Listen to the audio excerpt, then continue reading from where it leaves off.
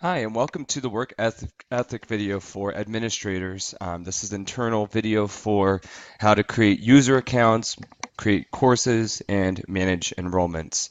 So the very first piece, we're going to look at how to create users. So coming to site administration, if you want to create users one by one, you come under Users, Account, Add New User.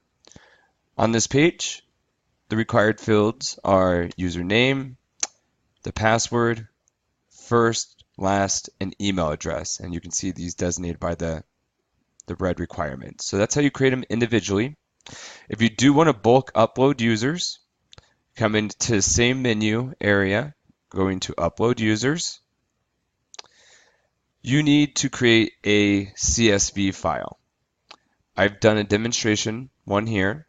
So username, first name, last name, email address, and password. Just like I said on the prior screen, when you're creating individual user accounts, you need these same fields when you're creating them via bulk users.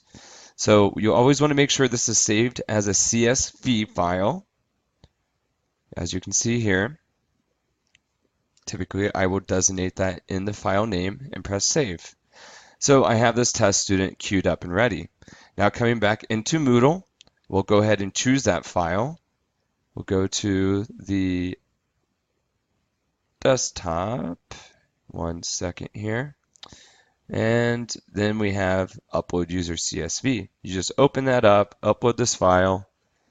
If you do it as a CSV file, you don't need to worry about that. Upload users. Oops, one second here. So email address, I didn't have the proper mapping, so hit save there again. Jump back, choose file,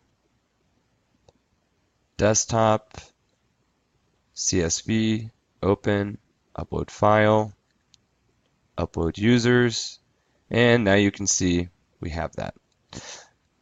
You can largely ignore this, just go through and double check and then hit upload users. So that's the first step. That's how you create users. Now that users have created within the system, now you need to create the course. So in order to create the course, you want to back up the master template. So you can see here, backup. We do not want to include enroll users. So jump to final step. It is now creating a backup of that course.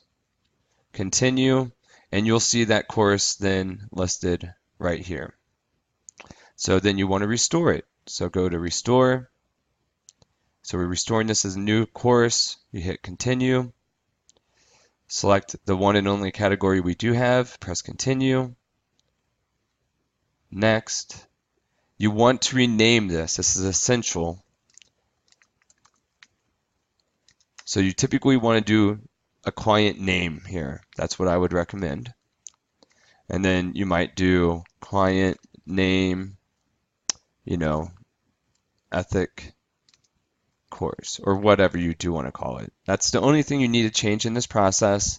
Press next. Perform restore. We're now creating an identical course without any of the data from prior users. And then you press continue. Now we can see Evan example client name here, as well as up here, and you have an exact copy of the course.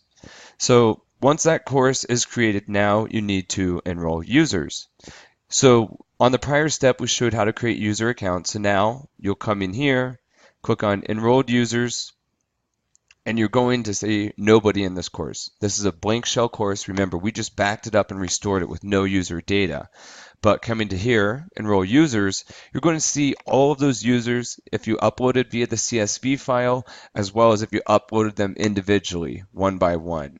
So you come in here, click on the enroll users. I'll just do myself as an example, finish enrolling, and that user now has access to this course.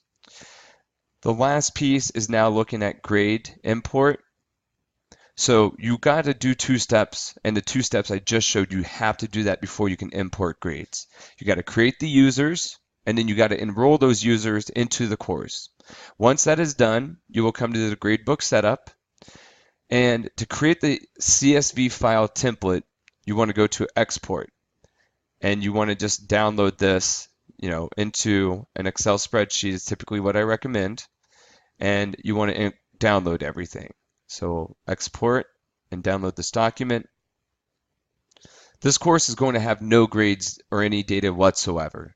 So let's look at the CSV. There should be nothing in it. One second. So it does have me in there, as I did enroll myself as a student in the course, but I didn't complete any of these items, right? So all you need to do now is add in the grades that you want to have uploaded. So, whether it's an 80% or whatever you need to enter here. Once that's done, you can see we have the file name, and this is in a CSV. Let's hit File, Save As. Make sure it is in a CSV file. Save file. And then now that that's saved, all you have to do after you upload that, add the file or the correct grades in here, then you just come back into your gradebook, and now you'll see the import functionality.